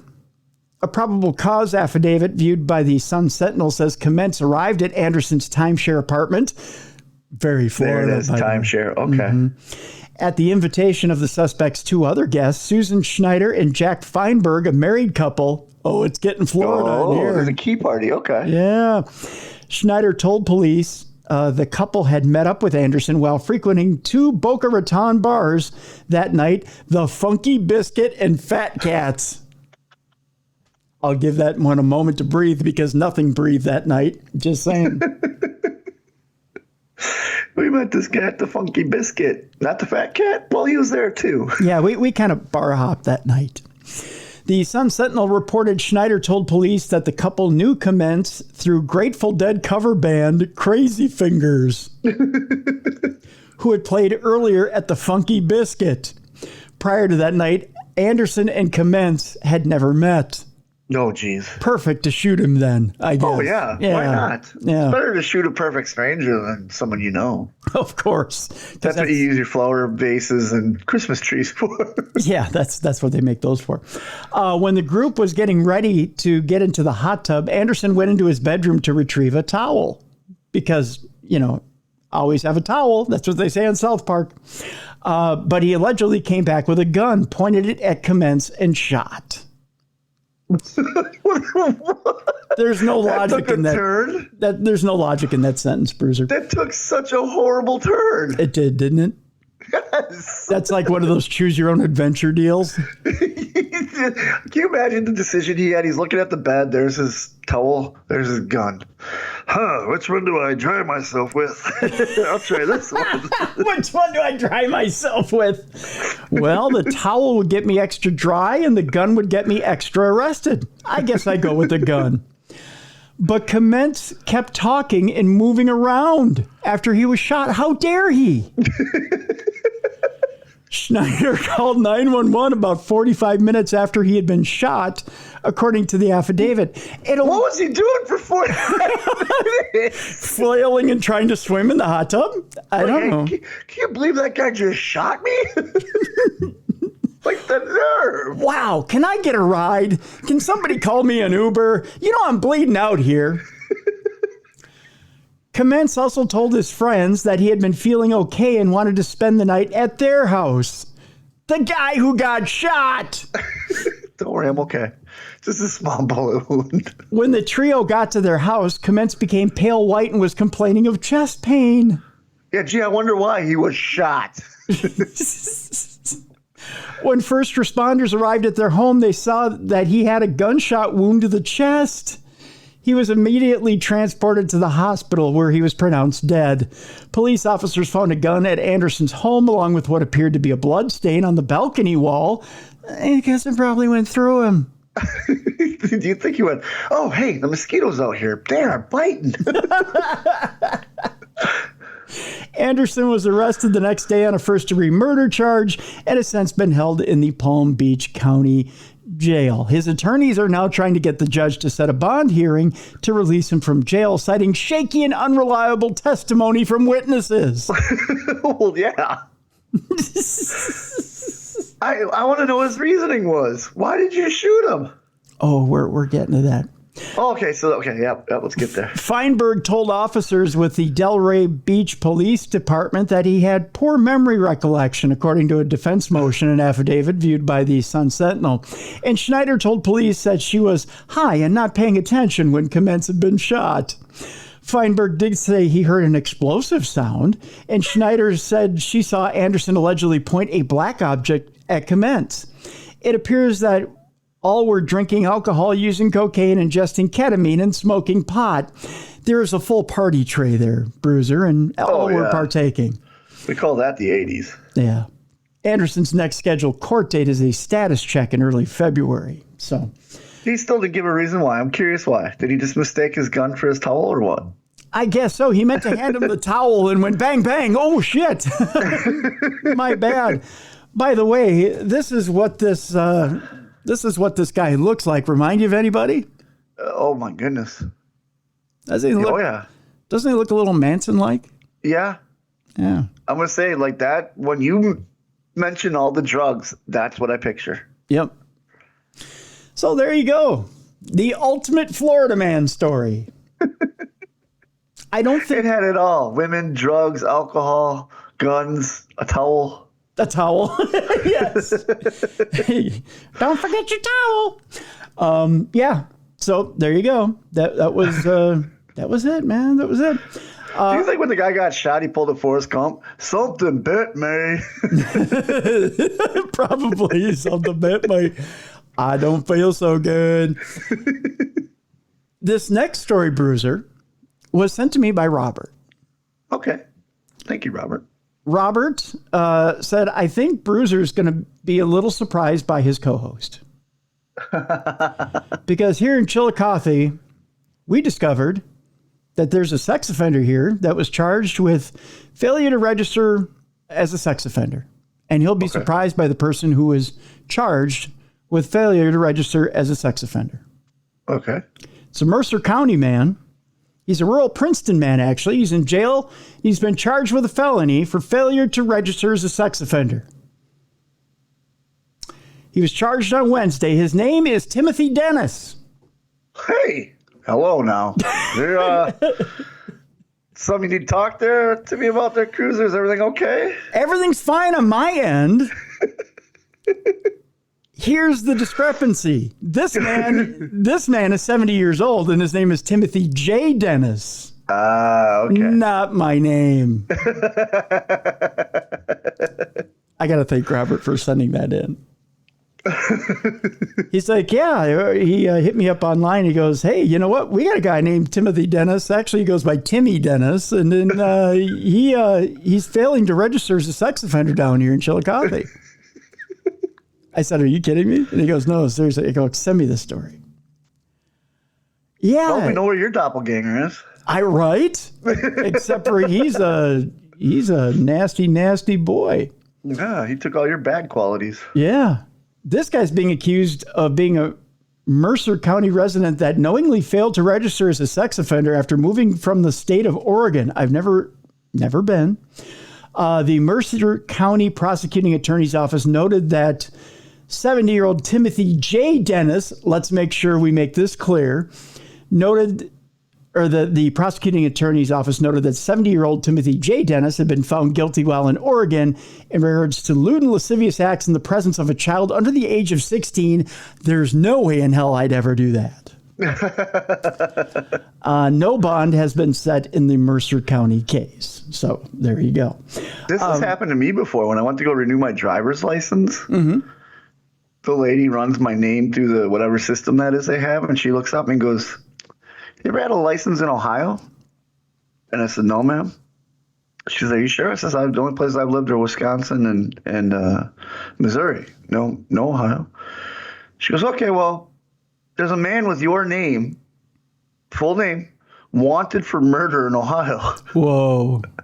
And the only reason they knew it wasn't me is Social Security numbers are different. But she was like, literally as we're walking, my wife goes, you're lucky you said you never had an Ohio license. I go, why? She goes, they would have called the cops. Yeah. And they would have investigated it. Absolutely. Yeah. Absolutely. So you're lucky this man is in prison, because otherwise they're coming after the cruiser. That's right. Like I said, I want to thank Robert for the story. Also want to have you guys send out some prayers for Robert. Again, he's in Chillicothe, Ohio, having surgery towards the end of the month, and it's a big one. So make sure you send that healing energy out to Robert. So there you go. All right. The second story that got submitted the most this week. Okay. And here is the picture, Bruiser. Oh, this is where you asked me off air, huh? Yeah. All right. That is the greatest picture ever. Don't spoil it. Here we go. Okay. I won't, but that right there. And if I was going to do what this guy did, and he had it hanging out. That's the picture I would take. Right. A man performs a naked cannonball into the Bass Pro Pond in Alabama. Now, remember, we had this story where a guy went fishing in a Bass Pro Pond in Florida. Right? This guy took it one step further. Now, a bunch of you sent me this story and said, hey, did you see this? Well, yeah, not only did I see it, but TMZ had pictures and video. The pictures. Oh, you have to post the picture. There's actually video. Good. Here's the video of the guy wading in the pond, waiting for the cops. Isn't that something? He's just enjoying him. He's like a big bear playing in water. He is just letting his donger flap in the water. Here's the deal, folks. Look at, and I love how he's letting everyone see his dong too. Like he is not turning around at all. It's on full display. Here's the deal, folks. If you decide you want to take a leisurely swim in the Bass Pro Shops pond, he fell out. Did you see the end of that? Yes. Now we're going to we're going to report on it. I'm not going to show you the end because it's too rich. Okay. The video is too rich because the cops are right there. Okay. Now, you talk about fishing for attention. Some guy's in serious trouble after stripping naked and jumping into a Bass Pro Shops pond. Keep in mind, it's all on video. All right. Yeah, it's all the cameras everywhere. Right. And footage from horrified bystanders has captured everything. You got to see it to believe it. The man executes a cannonball from the top floor of the store in Leeds, Alabama last Thursday. So first of all, cannonballs into the water naked. From the top, too. From the top. Cops say the guy, 42-year-old George Owens, performed the stunt just before closing time. Because that's the time to do it, right? Well, yeah, why not? The video shows Owens yelling something to officers as he shamelessly hangs on the edge, legs spread wide apart and all, before dramatically hurling himself over the side and onto the wet cement floor, smacking his head and ass in the process. Yeah, it looked like it hurt. Yeah. Cops get Owens into cuffs, although he continues to put up a fight. This is the other part of the video you haven't seen yet. However, he eventually calms down. At one point, another man covers him with a blanket to spare bystanders the naked sight, and police slide him away on his belly. Like a beach seal. It's hysterical. As for what led up to the erratic fish tank display, Police Chief Paul Irwin tells TMZ Owens was driving a car with two family members around 9 p.m. when he hit a pole in the store's parking lot. Okay. Yes, there's more to this. Still doesn't justify going in and getting naked and jumping in, but okay. From there, he decided to get out, strip naked, and walk inside the wilderness-themed store. Chief Irwin tells us that once he was under arrest, Owens kicked one officer in the groin. Yes, he did. And later kicked in and damaged the back door of their police vehicle. He's being charged with a hodgepodge of offenses, including criminal mischief and assault on a police officer. He also made vulgar comments to the officers. He was taken to a hospital for psychiatric evaluation. I'd check him for a concussion. Now, because I love all of you and appreciate all of you, and I want it to be a happy new year, I'm going to post the link to this in the description of this show so you too can watch the video of this idiot doing his little cannonball, his little swim, and his subsequent arrest, because it is too good to be kept from the world. No, it's amazing. It's going to be on all those cop shows for years to come. And I'll send you the link so you can watch it after we're done here, Bruiser. Please. It's too good. You will laugh hysterically. Finally today, our final story here, dumb crimes, stupid criminals. An ex-con is busted for a New Year's Day dildo battery. And I don't mean the thing that's inside the dildo. I mean, he was battered with a dildo. Yes. He's drive-by dildoing. By the way, do you find the delicious irony in a guy who looks like that being battered with something bald and bulbous?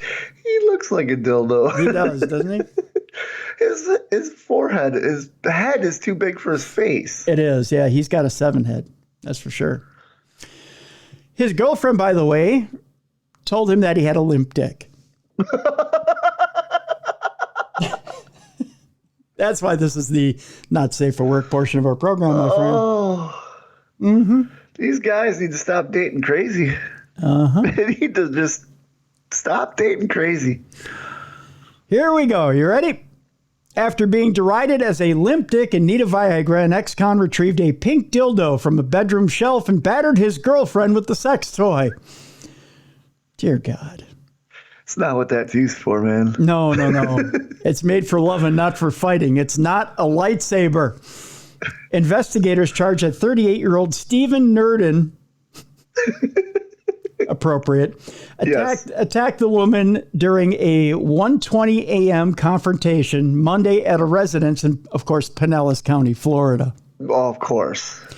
Nurdin and the victim, a court complaint states, were arguing about their relationship when Nurdin became upset upon being told that he needed an erectile dysfunction medication to address his sexual shortcomings. She wasn't holding back. She went below the belt. And then some.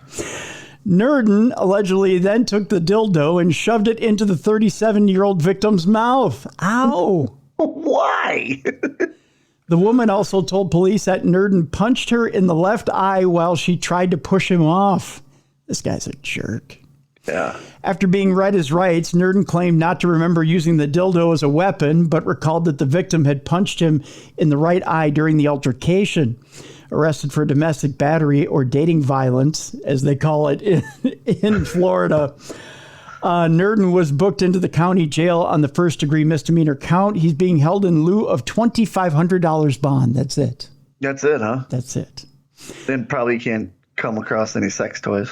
Probably not. In fear they might bite back.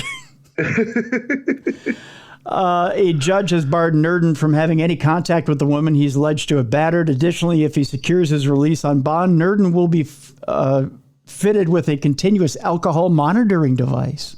Okay. Yeah. Good. No weapon was seized by investigators. That's because a dildo is not a weapon. She's just upset because her favorite dildo is taken into evidence and she can't have it till after the trial. That's true, yeah. Because that's the only thing that performs in that house. So exactly. Yeah. Nurdin, who has an extensive rap sheet, go figure, was released from state prison 4 months ago after serving more than 13 years for armed robbery, aggravated assault, and felonious possession of firearms. Well, that explains why he can't get hard. There you go. So that is Dumb Crimes, Stupid Criminals for today. Love it. Oh, good old dildo stories. That's right. You got to love them. Oh, you do. Whether you're picking a lock with them or not using them for what they're intended for, they're all. The Buffalo Bills football field. What's that? You broke up there. There's a video from last season of someone throwing a bunch of dildos on the Buffalo Bills football field. Yes, I remember that. Yeah. Well, they're good for something. Yeah. I mean, they should. I mean, they're good for what they're used for, but I mean, they have many other uses. They're like toilet paper. Yeah. Yes, they are. Yeah. They're good for. I don't recommend wiping your butt with them, but hey. Yeah, each their own. Well, unless you've got one really stuck in there. I mean, I'm just saying. Bruiser, what you got going on this weekend? Nothing this weekend, but I'm building up to January 20th.